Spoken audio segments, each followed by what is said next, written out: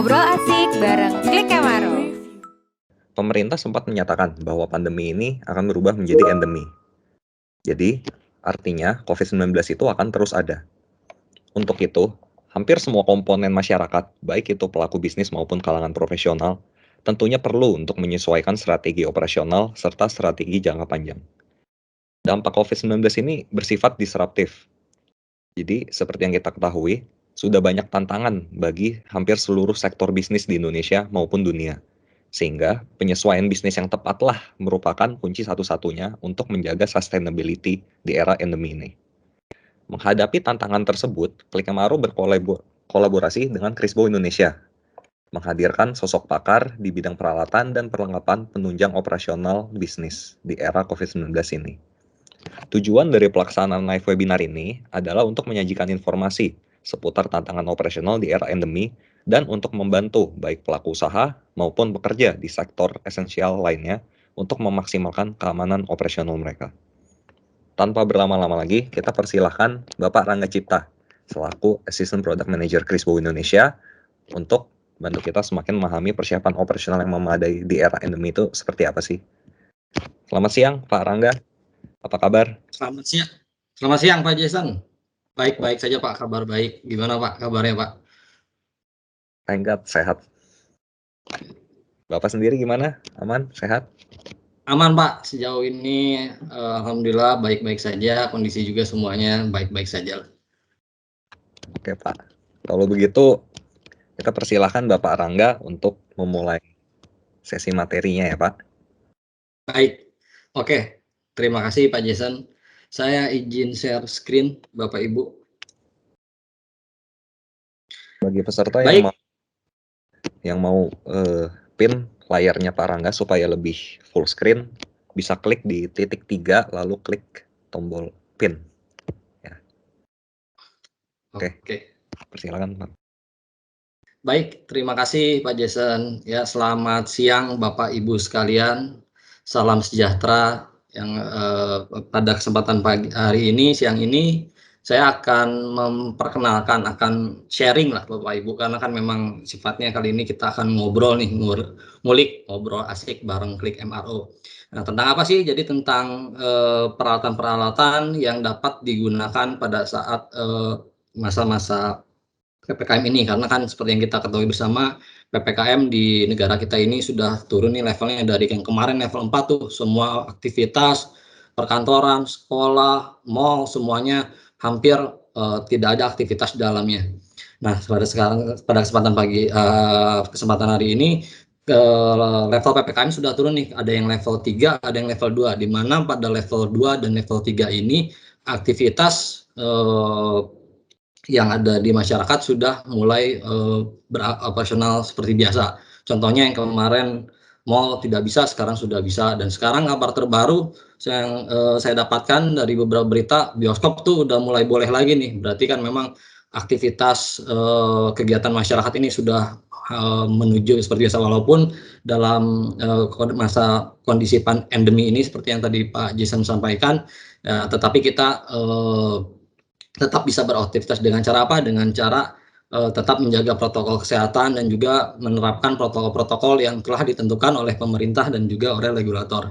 Nah, apa saja sih yang bisa diaplikasikan? Nah, ini kita akan ngobrol nih beberapa alatnya yang bisa diaplikasikan mungkin di tempat Bapak Ibu nih, di tempat usahanya, di tempat bekerjanya, di lingkungannya, beberapa peralatan yang dapat diaplikasikan untuk memutus mata rantai dari penyebaran COVID-19.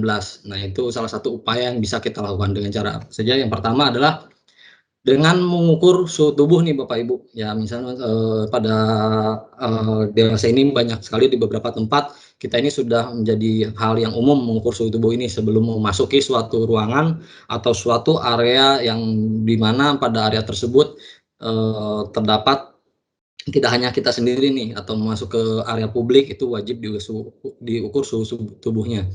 Yang kedua ini menggunakan alat pelindung diri, di mana alat pelindung diri ini saat ini tidak digunakan saja untuk tenaga kesehatan atau nakes, tapi kita juga menggunakan APD. APD-nya sendiri apa sih yang kita gunakan? Tentu saja ada yang menggunakan masker, ada kacamata, goggle, atau face shield itu salah satu upaya kita melindungi diri kita sendiri agar tidak meminimalkan resiko terpapar dari COVID-19. Yang ketiga, dengan melakukan perilaku hidup bersih dan sehat. Dengan cara apa sih? Ya dengan cara mencuci tangan, membersihkan area sekitar, dan lain sebagainya. Nah, ketiga cara ini adalah merupakan upaya kita dalam memutus mata rantai COVID-19 yang tadi saya sampaikan. Apa saja sih alatnya? Jadi ada beberapa alat Bapak Ibu yang bisa digunakan. Yang pertama untuk mengukur suhu tubuh. Nah, mengukur suhu tubuh ini di pasaran saat ini atau yang terdapat saat ini ada beberapa jenis pengukur suhu tubuh. Yang pertama ada yang untuk sifatnya personal. Jadi ini dia mengukur suhu tubuh satu persatu nih. Jadi biasanya mengantri nanti akan diukur suhu tubuh satu persatu. Nah, ini biasanya digunakan biasanya di rumah atau yang sebelum pada pandemi ini atau di rumah sakit nih termometer seperti ini atau di fasilitas kesehatan lainnya. Tapi sekarang ini banyak juga digunakan di mal-mal atau di perkantoran atau di area-area publik lainnya. Nah, selain dari pengukuran suhu untuk secara personal satu persatu, ada juga beberapa jenis pengukuran suhu tubuh yang dapat dilakukan secara massal. Nah, secara massal ada beberapa jenis. Yang pertama ini dapat digunakan dengan thermal imaging. Nah, ini biasanya thermal imaging scanner ini digunakan sebelum pandemi ini. Dia biasanya untuk mengecek nih suhu-suhu seperti peralatan-peralatan atau suhu ruangan. Ini mengecek suhu tubuhnya dengan melihat image atau melihat gambar pada layar. Nanti akan menunjukkan nih suhu perbedaan suhu pada satu bidang di dalam layar tersebut. Nah, pada masa pandemi ini pengukuran menggunakan thermal imaging ini biasa juga digunakan untuk mengukur lalu lintas orang. Jadi bisa digunakan di lobi atau pintu masuk. Nah, ini bisa diukur nih. Jadi setiap orang yang melintas tidak perlu mengantri, dia cukup melintas saja di depan kamera ini nanti akan terukur suhu tubuhnya. Yang berikutnya ada juga yang disatukan dengan unit lain seperti metal detector atau walk-through metal detector. Sebelum masa pandemi ini, masa pandemi ini, walk-through metal detector hanya digunakan sebagai alat mendeteksi seseorang membawa metal atau membawa peralatan yang dilarang masuk ke area tersebut. Contohnya seperti apa? Seperti sajam atau benda-benda lainnya. Tapi dalam masa pandemi ini, walkthrough sendiri sudah dimodifikasi, dilengkapi dengan pengukur suhu tubuh. Jadi tidak hanya mendeteksi logam, tapi walkthrough ini bisa mendeteksi suhu tubuh juga. Atau juga untuk alat pengukur suhu tubuh yang lain, ada juga yang sekarang sudah dilengkapi dengan pendeteksian dan juga akses kontrol pada saat kita memasuki suatu area atau suatu ruangan. Biasanya ini digunakan di mal-mal atau di pusat perbelanjaan atau di perkantoran atau di suatu akses ruangan yang mewajibkan orang tersebut memiliki akses masuk ruangan tersebut. Nah, ini nanti bisa sekaligus juga mengukur suhu tubuh. Nah, untuk lebih detailnya kita akan bahas nantinya satu persatu. Nah, seperti saya sampaikan sebelumnya, memang pengukuran suhu tubuh ini adalah upaya untuk mencegah penyebaran COVID-19. Nah, jadi selain satu persatu ada juga yang tadi yang multi aplikasi. Nah, ini contohnya. Untuk yang infrared thermometer 2-in-1 ini biasanya banyak digunakan juga pengukurannya sendiri. Ini biasanya diaplikasikan di dahi atau di bagian telinga. Nah, tergantung dari unitnya. Jadi memang berbeda-beda nih. Tapi secara keseluruhan untuk aplikasi infrared thermometer ini dia tidak contactless. Jadi untuk pengukurannya sendiri cukup diarahkan terhadap bagian tubuh yang akan menjadi target untuk pengukuran suhu tubuhnya. Nah, biasanya untuk pengukuran suhu tubuh menggunakan infrared thermometer ini berbeda dengan infrared thermometer yang tidak diaplikasikan khusus untuk suhu tubuh. Karena untuk suhu tubuh ini dia memiliki berdasarkan standar, dia harus memiliki toleransi ini tidak lebih daripada 0,1 sampai 0,3 derajat Celcius. Jadi memang sangat dibutuhkan kepresisian yang tinggi dalam mengukur suhu tubuh ini. Nah, dan termometer ini biasanya menggunakan baterai A2 sebanyak 2 buah. Jadi dia hanya kurang lebih membutuhkan 3 volt secara dayanya untuk mengaktifkan dari termometer ini. Nah, bentuknya seperti ini biasanya Bapak Ibu. Nah, ini selain digunakan suhu untuk mengukur suhu tubuh, ada juga yang dilengkapi dengan dalam satu unit ini sudah dilengkapi dengan pengukuran untuk suhu ruangan. Jadi kalau misalnya nanti pandemi ini sudah berakhir, amin, termometer ini tidak bisa juga diaplikasikan untuk mengukur objek lain seperti botol, daerah area ruangan atau permukaan-permukaan yang akan kita ukur suhu tubuhnya seperti botol kulkas atau AC. Ini nanti bisa diukur juga menggunakan termometer infrared ini. Selain dari termometer infrared ini, ada juga yang bentuknya seperti ini, thermal imaging. Nah, thermal imaging ini dia secara umum banyak ada beberapa merek yang terdapat di pasaran, tapi secara fungsi ini sama secara fungsinya, yaitu membaca suhu tubuh dengan cara melintasi dari depan kamera atau depan sensor dari kamera thermal imaging ini. Jadi dia cukup melintas saja nih Bapak Ibu. Jadi kalau misalnya tempat Bapak Ibu trafficnya nih cukup banyak, ada traffic orangnya itu bisa sehari itu bisa ada 100, 200. Kalau pakai yang tadi itu termometer yang satuan itu kan cukup membutuhkan waktu dan juga antrian harus disiapkan juga. Tapi dengan thermal imaging ini orang yang akan kita ukur ini cukup melintas saja nih di depannya. Jadi nanti akan terukur seperti gambar di bawah nih, dia secara otomatis akan mengukur suhu tubuh dari seseorang yang melintasi thermal imaging ini. Dan thermal imaging ini juga dia dapat menyimpan data dan juga dapat dikonekkan ke layar monitor agar lebih besar lagi cara pembacaan. Jadi memudahkan personil yang mengawasi kamera thermal ini dalam menganalisa setiap orang yang melintas atau yang masuk dan keluar dari dan biasanya di thermal imaging ini, infrared thermal imaging ini, dia sudah dilengkapi juga dengan alarm. Jadi bisa kita setting juga nih untuk pengukuran suhu tubuhnya berapa sih yang kita inginkan. Misalnya pada masa pandemi ini suhu tubuh di atas 30 derajat itu tidak diperkenankan untuk masuk ke area tersebut. Nah, nanti bisa disetting nih. Nanti begitu ada suhu tubuh seseorang yang melewati di atas ambang batas tersebut, nanti akan ada alarm dan itu akan men-trigger atau akan memberi sinyal kepada personil yang menjaga operator dari thermal imaging kamera ini untuk melakukan tindakan seperti itu. Selain dari infrared thermal imaging, kita juga ada walkthrough metal detector juga. Nah, walkthrough metal detector ini selain untuk mendeteksi metal atau mendeteksi logam, ini juga ada yang dilengkapi dengan pengukuran suhu. Pengukuran suhunya di mana? Biasanya ini ada di samping kanan dan kiri ini, samping kanan kiri dari gawang ini. Jadi sekali deteksi ini bisa dua objek yang bisa deteksi. Yang pertama mendeteksi metalnya sendiri, yang kedua itu mendeteksi personil yang melintas itu dalam keadaan yang suhu tubuhnya di normal atau di atas ambang batas. Nah, nanti pada saat melewati ambang batas sama ini juga nanti ada alarmnya. Alarmnya tersebut akan trigger seperti sama seperti pada saat personel tersebut atau orang tersebut membawa logam. Nah, ini kurang lebih kalau misalnya Bapak Ibu sering lihat ada di mal-mal, di pusat perbelanjaan atau di perkantoran dan juga di bandara, ini sering dipakai umumnya. Tapi yang sekarang ini sudah dilengkapi dengan pengukur suhu tubuh. Atau misalnya tempat Bapak Ibu ada juga membutuhkan yang sekaligus akses kontrol. Jadi nggak ada operatornya nih.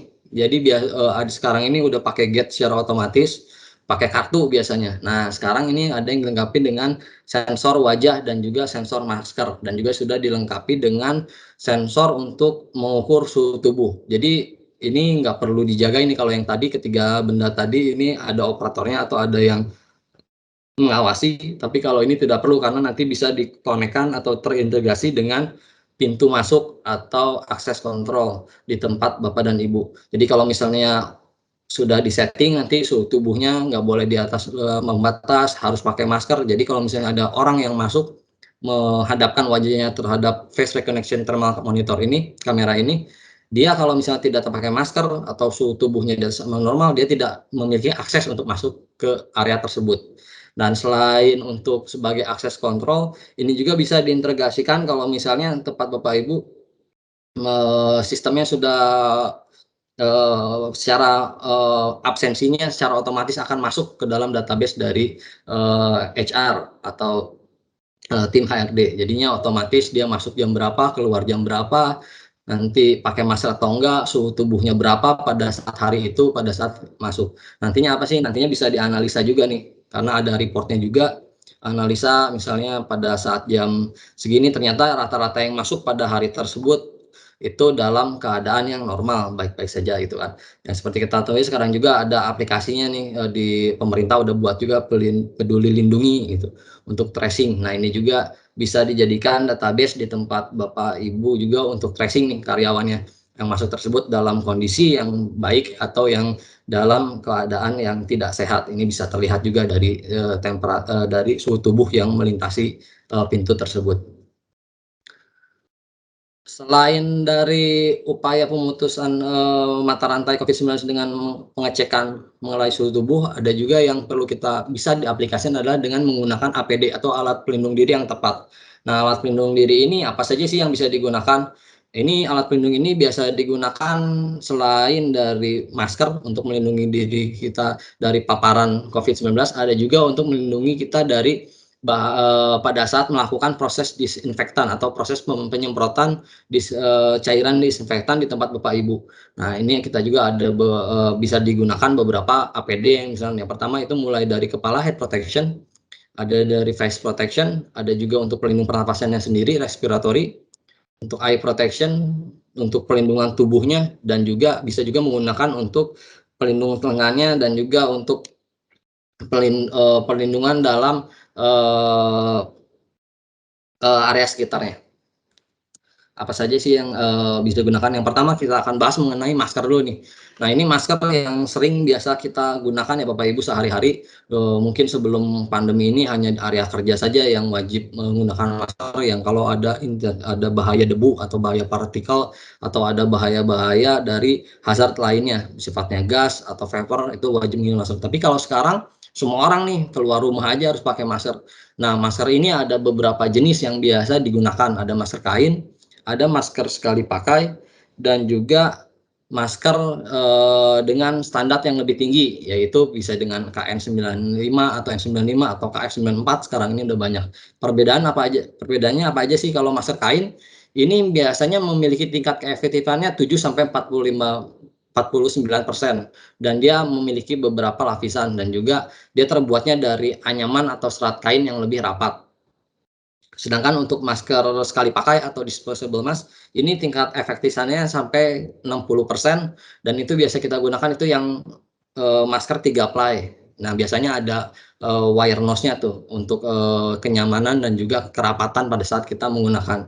Dan untuk standar yang lebih tinggi misalnya di area tempat kerja Bapak Ibu membutuhkan masker yang standarnya lebih tinggi nih. Nah, ini perlindungan yang tinggi ini diperlukan kalau misalnya membutuhkan tingkat efektivitasnya itu 90 sampai 99%.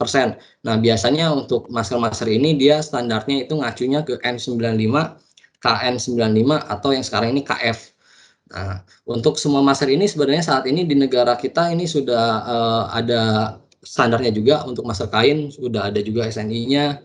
Sedangkan untuk disposable mask ini juga difilter dengan beberapa regulasi dari Kementerian Kesehatan, dan juga untuk masker KN9 masker dengan standar yang lebih tinggi tentu saja mengacu pada standar-standar internasional yang sudah berlaku. Nah, contohnya seperti apa sih? Nah, ini contoh-contoh dari masker yang bisa digunakan di tempat Bapak dan Ibu. Ini mulai dari yang 3 ply, ini masker kain, dan juga ini masker-masker dengan standar yang lebih tinggi, yaitu dengan standar yang KF94 dan juga KN95 dan juga ada yang N95.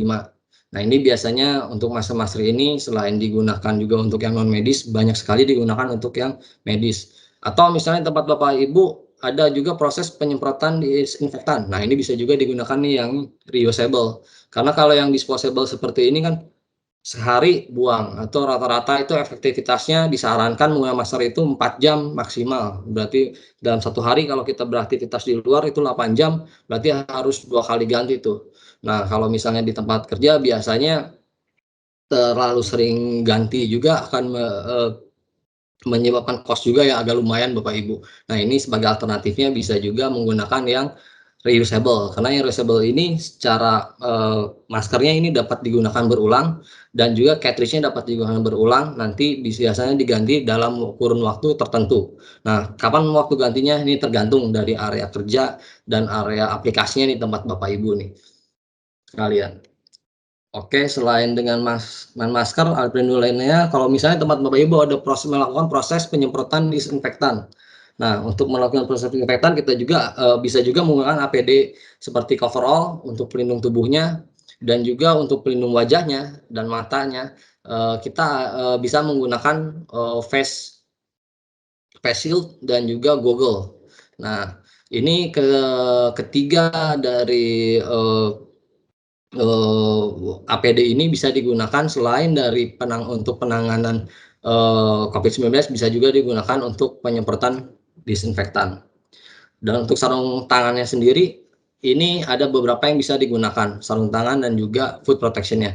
Mulai dari sarung tangan yang berbahan latex sampai ke bahan-bahan nitril. Intinya ini sarung tangan ini tidak menyerap cairan, jadi aman kalau misalnya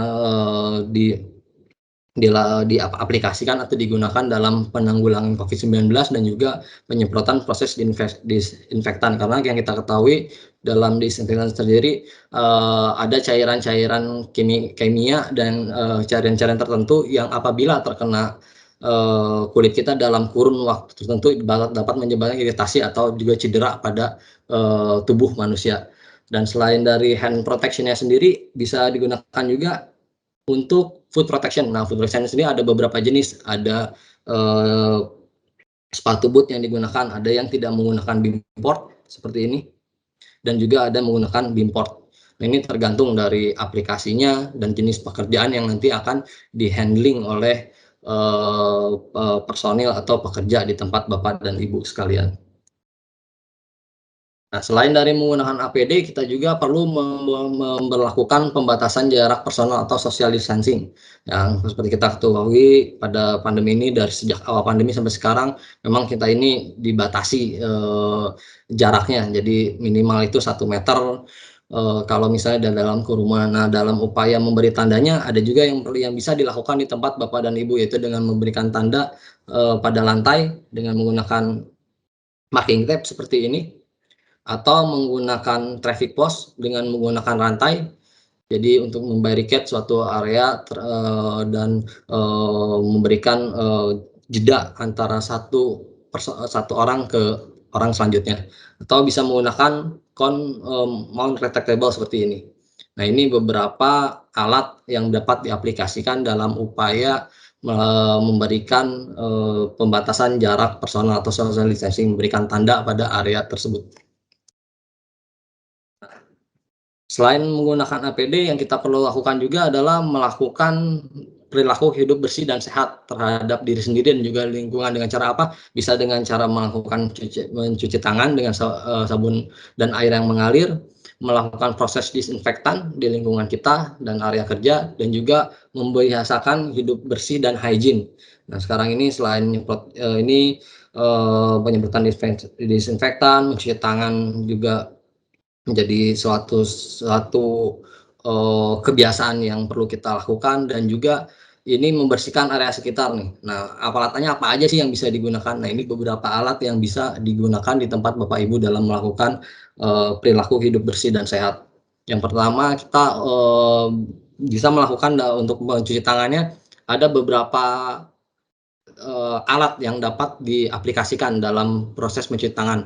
Pertama, untuk penaruhan sabun, karena memang untuk mencuci tangan ini dibutuhkan juga sabun untuk mencuci tangan tersebut. Nah, ini ada beberapa tempat atau wadah yang bisa digunakan. Yang pertama dengan yang automatic dispenser. Nah, ini contactless Bapak Ibu. Jadi karena seperti yang kita ketahui, meminimalkan kontak dengan peralatan atau minimal kontak dengan area-area kerja itu cukup efektif juga dalam memutus mata rantai dari COVID-19. Nah, ini bisa menggunakan yang soft dispenser yang otomatis contactless seperti ini, menggunakan baterai powered, dan juga ada menyiapkan beberapa tempat cuci tangannya sendiri di beberapa area ini wajib disediakan seperti yang dianjurkan oleh pemerintah. Nah, biasanya untuk menyediakan tempat cuci tangan ini ada yang dipasang secara permanen dan juga ada yang dipasang tidak permanen. Nah, kalau yang tidak permanen bisa juga menggunakan seperti ini, Bapak Ibu. Nah, ini menggunakan tidak ada water tanknya sendiri dan juga ada drainasenya sendiri. Jadi bisa dipindah-pindahkan juga, dan ini tidak memerlukan energi listrik. Ini bisa ditaruh di mana saja. Jadi kalau misalnya tempat Bapak Ibu area yang cukup luas dan membutuhkan beberapa spot untuk menyiapkan pencuci tangan, nah ini tempat portable hand washer seperti ini bisa juga diaplikasikan di tempat Bapak Ibu. Dan juga menyiapkan juga untuk pengering tangannya. Nah, pengering tangannya ada beberapa jenis, ada yang ke bawah bentuknya seperti ini, dan juga ada yang jet dryer seperti ini. Nah, ini tergantung dari aplikasinya di tempat Bapak Ibu sekalian. Selain dari melakukan proses pencucian tangan, yang bisa juga dilakukan adalah dengan penyemprotan disinfektan secara rutin. Nah, ini ada beberapa alat yang bisa digunakan.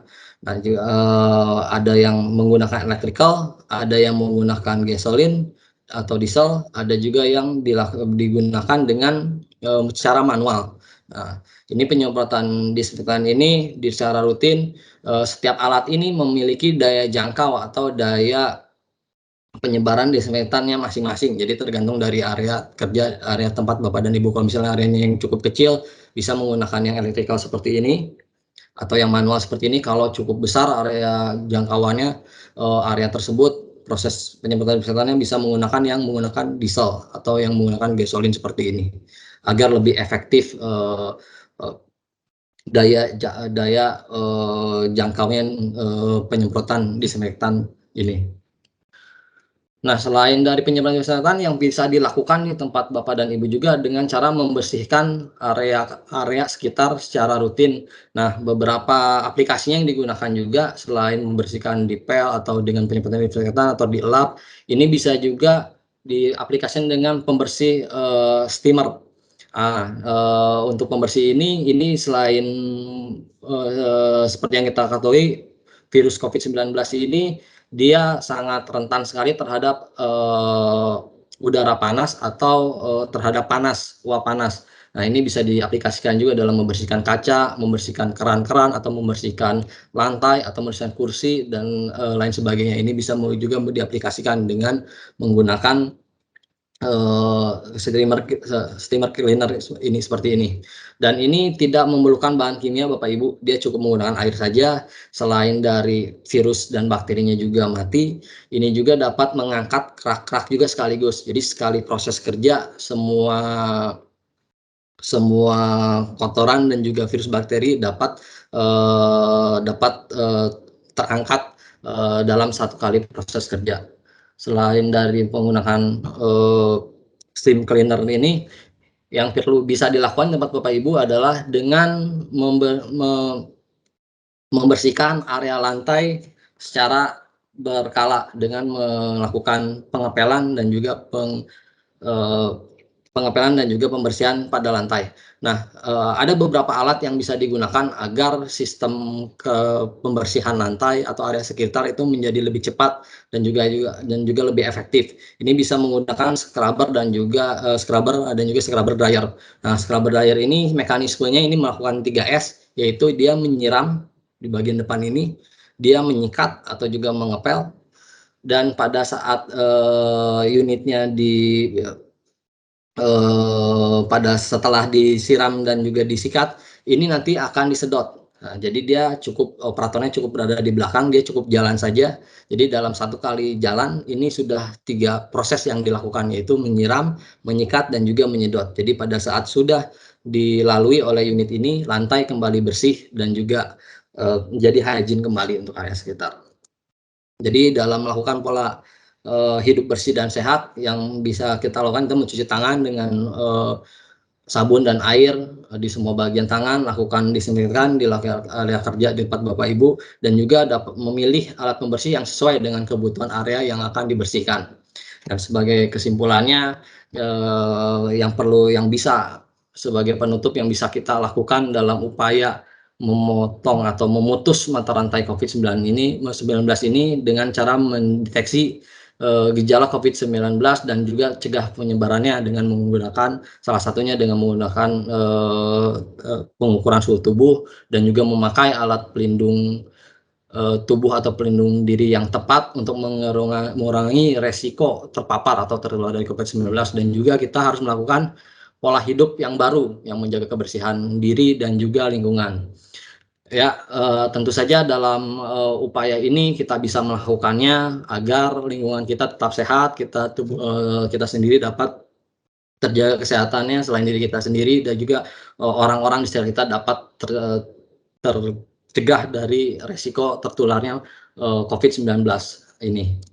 Sekian Pak Jason, mungkin kalau misalnya ada yang ingin kita diskusikan atau obrolkan mengenai alat-alat yang dapat digunakan untuk menunjang operasional di tempat Bapak dan Ibu sekalian, mari kita diskusikan berlanjut. Saya kembalikan ke Pak Jason. Baik, terima kasih Pak Rangga atas penjelasannya. Itu udah cukup komprehensif sih. Jadi yang saya tangkap itu ada 3 poin. Yang pertama itu adalah deteksi. Deteksi itu emang penting dilakukan bagi semua pengunjung ya. Yang kedua itu adalah kontrol penggunaan APD. Jadi walaupun mereka terdeteksi sehat, belum tentu artinya mereka tidak bisa menyebarkan virus. Oleh karena itu memang APD itu diperlukan bagi itu pengunjung ataupun memang pekerja di fasilitas tersebut. Nah, yang ketiga juga paling penting itu higienis ya Pak ya. Berarti memang pembersihan secara rutin pun itu memang harus dilakukan ya. Apalagi juga virus ini selain hanya airborne, dia juga bisa nempel di permukaan benda, dan itu juga apapun yang kita sentuh lalu kita sentuh wajah misalnya, itu juga ada potensi virus tersebut masuk. Nah, oleh karena itu kita buka sesi tanya jawab. Jadi bagi peserta yang ingin menanyakan mengenai peralatan dan perlengkapan yang tadi sudah dijelaskan oleh Pak Rangga, dan ataupun apabila ada pertanyaan mengenai Klik Emaro sebagai digital procurement platform, itu untuk memudahkan pengadaan secara digital. Jadi sebelumnya saya jelaskan singkat dulu. Klik Emaro ini adalah platform website di mana yang dapat membantu para pengadaan perusahaan untuk melakukan pengadaan secara online. Jadi di era endemi ini memang mungkin mobilitas masyarakat dan mobilitas para operational kerja itu udah lebih berkurang dan bisa digantikan dengan metode online. Oleh karena itu Klik Emaro hadir sebagai solusi pengadaan online yang terintegrasi. Kita buka dulu sesi tanya jawab untuk para peserta. Bagi yang mau menanyakan, silakan langsung di unmute aja ya.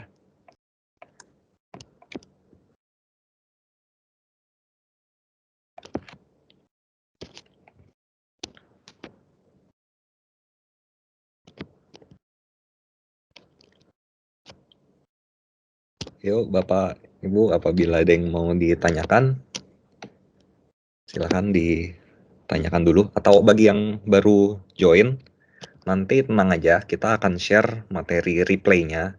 Nanti akan kita share ke email yang sudah Bapak Ibu daftarkan ketika masuk ke registrasi acara ini. Nanti by the time udah siap, akan kita kirimkan emailnya.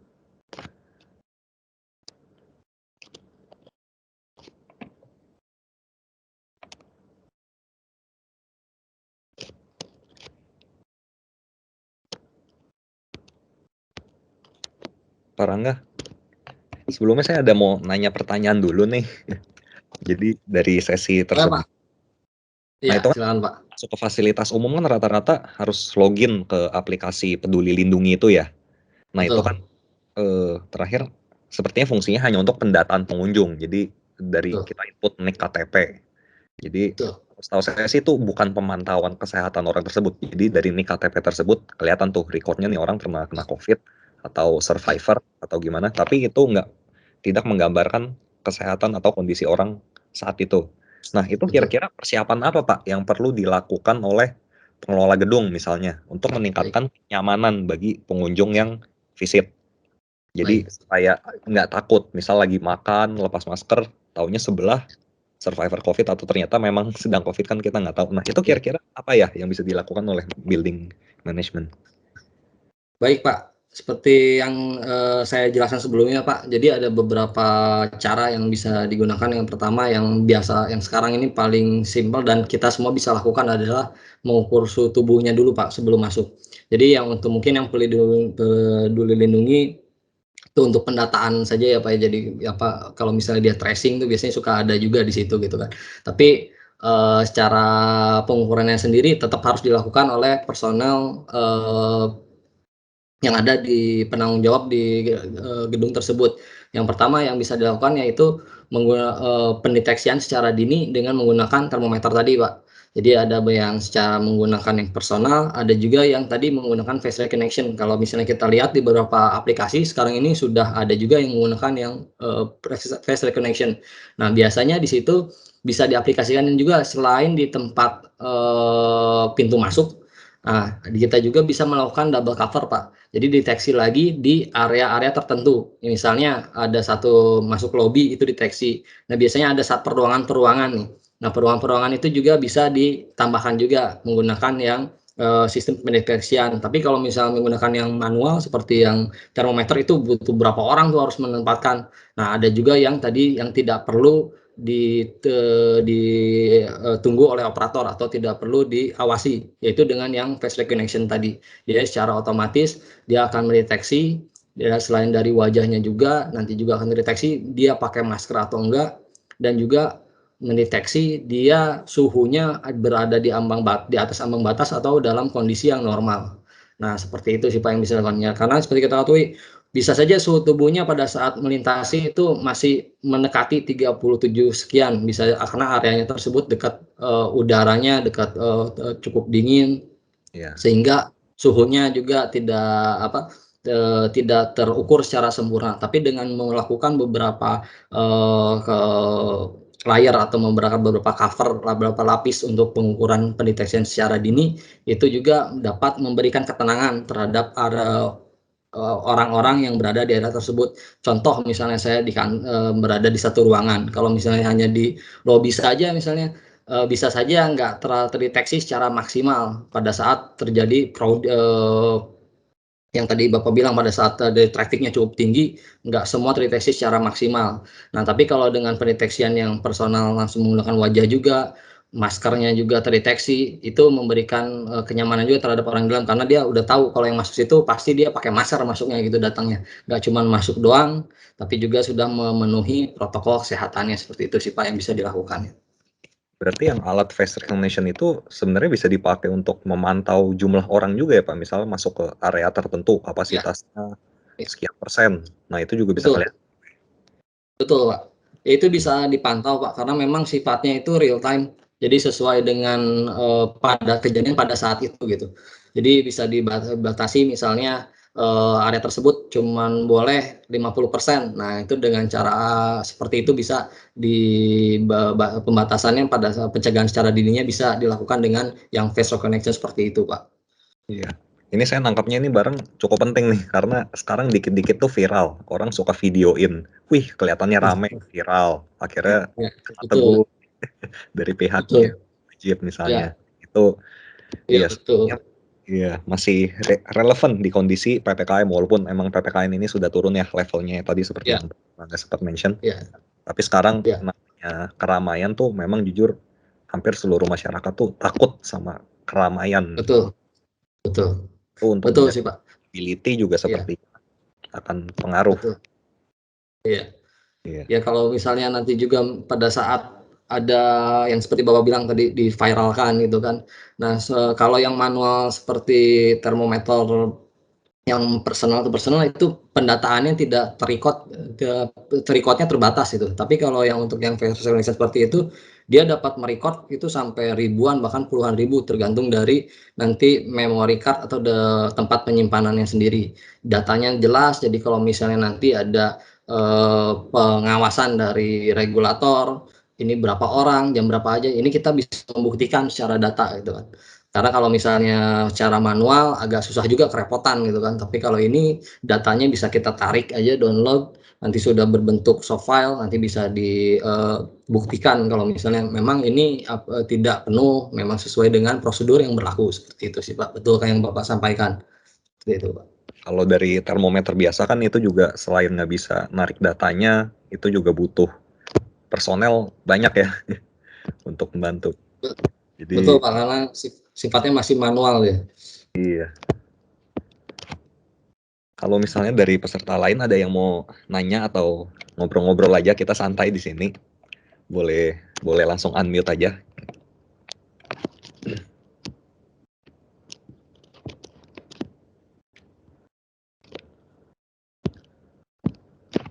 Nanti as reminder tadi kalau yang untuk baru join, materinya akan kita share ke email yang tercantum ya di registrasi pendaftaran by the time video recordingnya sudah siap.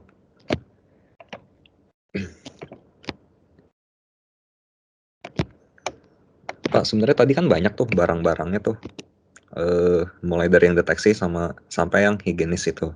Nah, itu kalau misal untuk fasilitas sektor publik yang tidak terlalu ramai, misal restoran ataupun kafe ataupun UMKM, tempat UMKM biasa deh.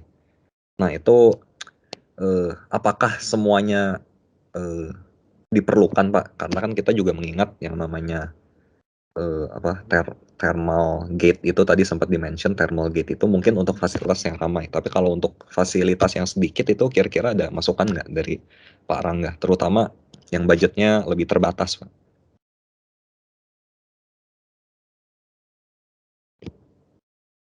Commute. Ya, Ya, jadi memang yang tadi saya sampaikan memang itu yang secara umum Pak yang digunakan. Tapi tentu saja nantinya menyesuaikan dengan area kerja atau area tempat di mana kita berada gitu kan. Misalnya ambil contoh, kalau misalnya cuman biasanya personilnya di situ cuma 10 orang dan juga penjagaan ya nggak perlu juga gitu yang sampai kayak yang pakai gate seperti itu gitu kan. Cukup pakai yang manual bisa atau yang thermal imaging juga bisa seperti itu. Jadi memang nanti beberapa yang bisa digunakan adalah yang pertama yang menggunakan termometer secara manual. Nah, tapi kalau misalnya ada absensi juga misalnya tempat kerjanya atau di area kerjanya nggak cuman kalau di luar restoran ya Pak, itu bisa juga yang face recognition sendiri karena memang itu secara ini bisa aplikasinya selain dari pengecekan suhu tubuh itu bisa ke semuanya gitu. Satu alat bisa mendeteksi absensi, bisa mendeteksi suhu tubuh, mendeteksi protokol kesehatannya gitu. Tapi kalau misalnya restoran seperti tadi yang Bapak sampaikan, ya itu yang bisa digunakan seperti untuk pembatasannya biasa menggunakan untuk penanda marka di area-area seperti kursinya itu ada markanya sendiri menggunakan yang label marka atau dengan menggunakan pembatasan-pembatasan seperti membuat jalur untuk antrian itu bisa diaplikasikan. Tentu saja harganya sendiri cukup beragam nanti tergantung dari aplikasinya gitu. Jadi bukan berarti harus yang advance yang selalu dengan teknologi yang cukup banyak, tapi dengan menggunakan barang yang sederhana saja kita juga sudah bisa menerapkan protokol kesehatan seperti tadi Pak, dengan yang kayak lakban penanda saja dan juga termometer manual itu sudah bisa diaplikasikan. Jadi jangan ragu kalau misalnya Bapak Ibu, wah ini kan saya cuman tempat saya nggak seperti mall, nggak seperti kantor, nggak seperti restoran yang besar itu. Nah ini bisa juga tetap diterapkan dengan cuci tangan, dengan tadi soft dispenser, itu juga tetap bisa diaplikasikan di tempat Bapak dan Ibu lebih banyak secara variannya. Ya, pastinya nanti kalau misalnya diklik MRO itu pasti Bapak Ibu lihat tuh banyak variannya kan Pak, cukup beragam, nanti bisa dicek juga di situ apa saja nih. Misalnya satu kategori seperti tadi untuk termometer pasti ada banyak juga tuh kalau misalnya kita lihat di klik MRO. Iya. Memang sih Pak, memang sekarang tuh visual aja tuh kadang nggak cukup. Kadang kalau misalnya memang ada oknum-oknum yang akhirnya Betul. excited untuk datang misalnya berkunjung. Nah kita kalau nggak punya data juga ribet ya mau debatnya Iya, gimana. betul. Jadi iya berarti dari segi deteksi otomatis itu yang menggunakan thermal imaging itu juga ada beberapa varian ya Pak, bisa Ya, disesuaikan dengan kebutuhannya juga ya. ya. Hmm. Oke,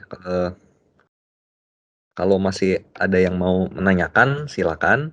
Kita juga setelah, sesi ini kita, ada feedback form. Jadi Bapak Ibu mungkin bisa mengisi, sudah dituliskan di kolom chat untuk feedback form di bagian bawah. Jadi nanti itu tinggal di-copy, lalu di-paste saja. Itu sifatnya confidential Bapak Ibu, jadi silakan diisi saja. Lalu apabila Bapak Ibu memang ada pertanyaan lebih lanjut seputar peralatan dan perlengkapan persiapan operasional di COVID ini, ataupun mengenai pengadaan digital Klik Emaro, Bapak Ibu juga bisa menghubungi Adi dan Vera. Itu dengan email dan nomor handphone yang sudah dituliskan juga di kolom chat. Oke, apabila sudah tidak ada pertanyaan, kita bisa mulai mengakhiri sesi ini. Dari Bapak Ibu, terima kasih atas partisipasinya, sudah menyiapkan waktu untuk mengikuti sesi ini. Terima kasih juga Pak Rangga sudah mau berkontribusi juga ngobrol dengan kita di acara sesi kali ini. Betul. Terima kasih juga Pak Jason, terima kasih juga Bapak Ibu atas waktunya yang telah diluangkan, dan juga saya juga mohon maaf kalau misalnya ada kata-kata yang salah atau ada pemaparan saya yang kurang atau yang kurang berkenan di hati Bapak Ibu, mohon dimaafkan. Ya. Terima kasih Pak Jason. Terima kasih Pak Rangga, terima kasih para peserta yang sudah menyempatkan diri. Untuk itu kita akan menutup sesi ini.